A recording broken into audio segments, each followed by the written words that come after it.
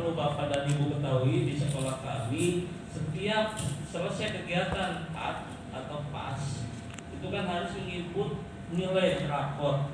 Nah itu pekerjaan itu selalu tiap semester itu menumpuk di operator sekolah, hingga operator sekolah menggarap semua inputan rapor itu dari kelas 1 sampai kelas 6.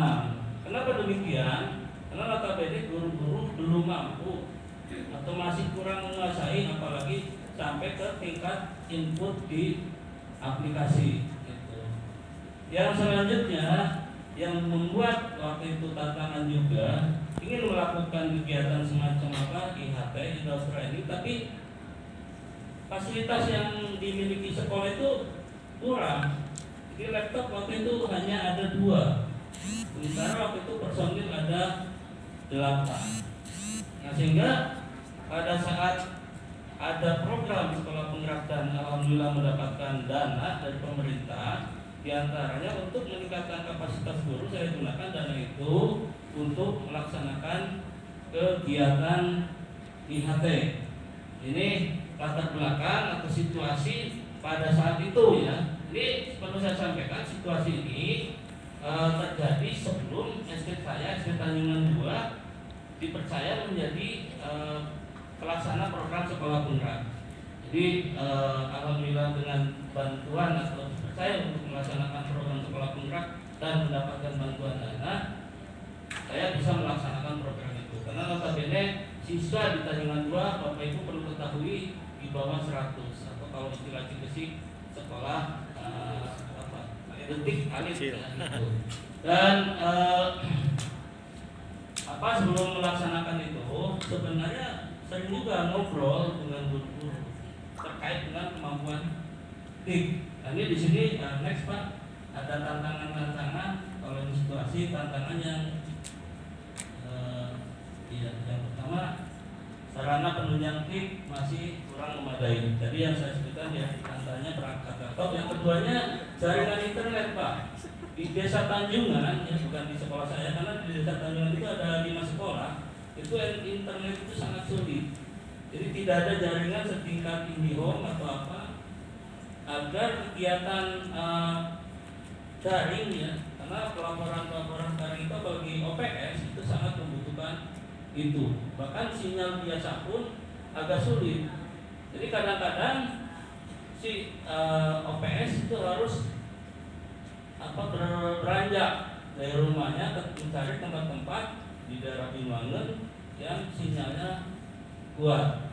Nah, yang kedua juga pola pikir, mindset guru. Jadi guru itu beranggapan waktu itu bahwa untuk belajar TIK itu sudah kadaluarsa, udah termakan usia.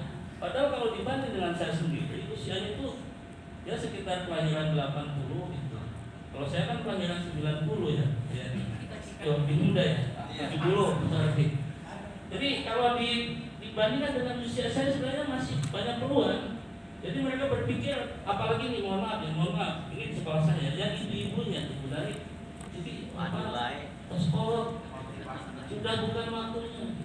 Nanti vertigo saya kumat segala macam. Sehingga kadang-kadang dari pembicaraan itu saya munculkan, oh ini bapak ibu semua pada punya HP Android dan di aplikasi Android itu ada belanja online, ya kan, Shopee, Lazada. Ibu beli hit aja kipas angin pakai online bisa gitu, tanpa harus kursus. Apakah dari bidang rumah lingking ada plan yang bertuliskan menerima kursus operasional HP Android? Ada nggak? Nggak ada aja mereka. Loh, kenapa bapak ibu bisa secara berdikari? Laptop juga sama. Saya juga bisa laptop mengoperasikan kayak gitu waktu tahun Pak Samsudin waktu itu. Waktu saya pertama kali diangkat menjadi kepala sekolah. Nah ini alhamdulillah guru besar saya tentang TIK. Tapi kalau kemampuan sekarang mungkin daripada saya mungkin daripada saya mungkin itu sombongnya gitu. Tapi saya tetap menghargai beliau. Pertama kali saya bisa mengoperasikan itu ya dari Pak Samsudin. Waktu itu saya kepala sekolah dan Pak Samsudin itu salah seorang guru di sekolah saya. Itu tantangan. Jadi di samping kemampuannya rendah juga pola pikirnya itu masih aneh gitu ya. Jadi menganggap, makanya saya juga mengatakan bahwa di guru-guru biasa Tanjuran 2 itu bukan anak laptop, bahkan fobia. Kayak ibu-ibu melihat kulit bulu. Jadi baru melihat aja udah keringet ini gitu. Udah panik gitu. Belum apa-apa. Dan yang paling gawat tadi juga sudah disebutkan jaringan internet tadi, dan tapi itu disiasati ya dengan memasang semacam jaringan internet lokal. Itu sentralnya di Binuangan dekat Pelelangan. Itu kami harus memasang antena yang tingginya kurang lebih 12 meter dengan biaya mandiri waktu itu.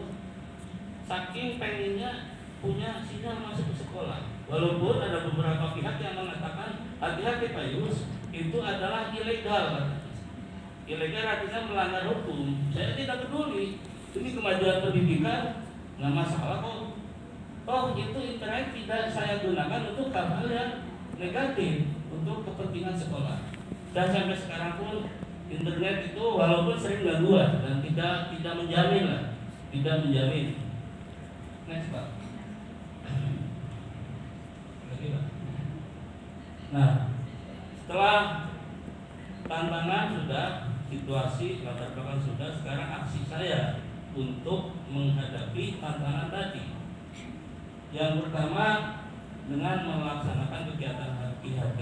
Nah, kegiatan in-house training itu sebenarnya ini kan hanya di PowerPoint, langkah-langkahnya panjang, dari memusyawarahkan tentang anggarannya, juga membuat jadwal, juga menentukan siapa nanti kira-kira yang akan dijadikan narasumber. Itu langkahnya, juga berorganisasi dengan Pak pengawas juga. Karena waktu itu sebenarnya kalau perlu bisa saya sampaikan di sini, itu Pak Haji Ato kan.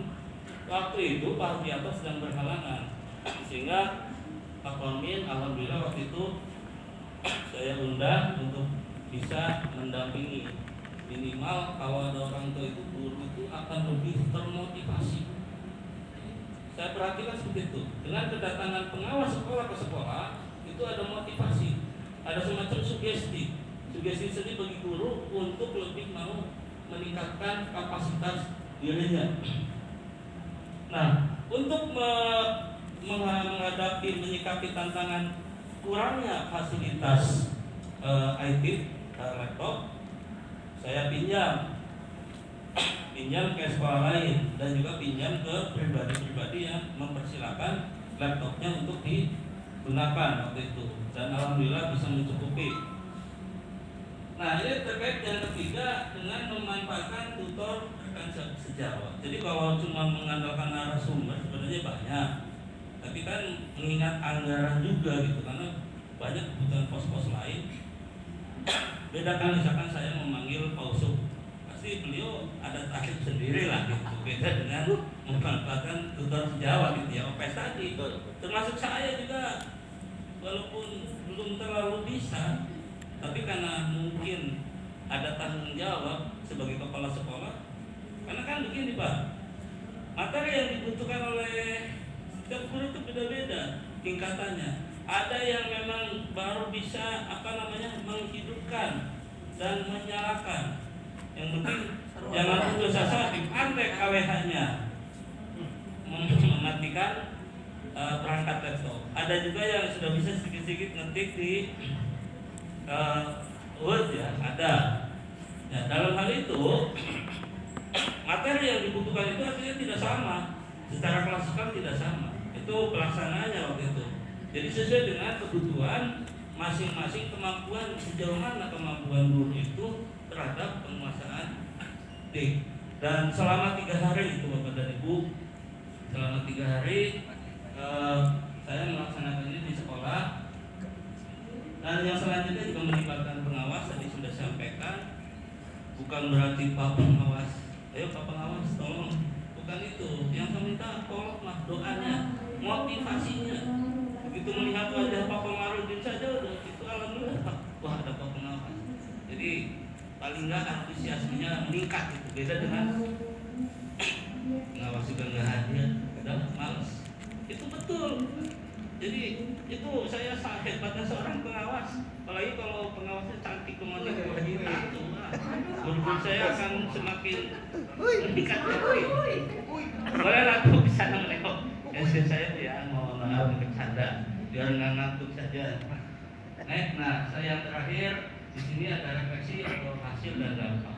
Tentunya sesuai dengan apa yang saya harapkan, walaupun tidak terlalu signifikan, ada hasil perubahan kemampuan guru dalam penguasaan tik yang tadinya sama sekali mencari huruf di keyboard nggak ketemu, alhamdulillah. Bahkan untuk menginput rapot waktu itu semester 1 ya, tahun pelajaran waktu itu 2021, itu tidak semua guru membleken atau menyerahkan pekerjaannya kepada PS. Dia bisa mengerjakan sendiri. Itu menurut saya suatu hal positif. Ada yang cuman kata ibu, Pak Kepala atau Abah Kepala kan saya bisa nggak bohong kamu. Itu di video Bu Hadi, dikirim videonya, ya kita tangani ya. Takutnya gitu ngaku-ngaku saja kan gitu ya, karena malu gitu. Dan yang paling saya salut ada perubahan mindset. Kan setelah itu akhir tahun mendapatkan bantuan Chromebook. Nah, saya serahkan Chromebook satu dengan catatan masing-masing Chromebook dipasang akun belajar ID-nya masing-masing. Nah, jadi nantinya kan nggak bisa dibuka oleh orang lain nantinya karena itu sudah ada akunnya masing-masing. Nah, di luar jam kerja ternyata mereka dengan ibu-ibu itu mengkontak seorang guru SMP yang dianggap mampu itu diundang ke sekolah, tapi bukan tanpa sepengetahuan saya izin, karena akan memakai fasilitas sekolah tentunya, dan saya izinkan silakan, yang penting bisa dirawat. Itu belajar bersama antara guru SMP yang oleh guru saya dianggap sebagai orang yang bisa, dan mereka itu nanya perempuan betulan. Kenapa perempuan? Karena notabene kebanyakan guru tadi perempuan. Jadi sesama jenis. Nanyanya katanya nggak ini Pak Mamunya, nggak canggung gitu. Beda kalau nanya ke abah kepala gitu, galak lagi katanya. Suka bodoh gitu. Oh, masuk mana tadinya? Itu. Dan ada motivasi itu untuk terus meningkatkan kemampuan pengusahaan TK-nya. Saya lihat itu motivasi ya, karena tanpa saya instruksi, tanpa saya suruh, itu murni inisiatif mereka pengen bisa belajar TIK dan memanfaatkan perangkat yang ada. Dan yang selanjutnya dapat Chromebook membentuk guru untuk belajar mandiri. Ini ada berkaitan dengan perubahan mindset dan motivasi juga didukung oleh bantuan Chromebook. Next Pak. Ini alhamdulillah. Sekian dan terima kasih.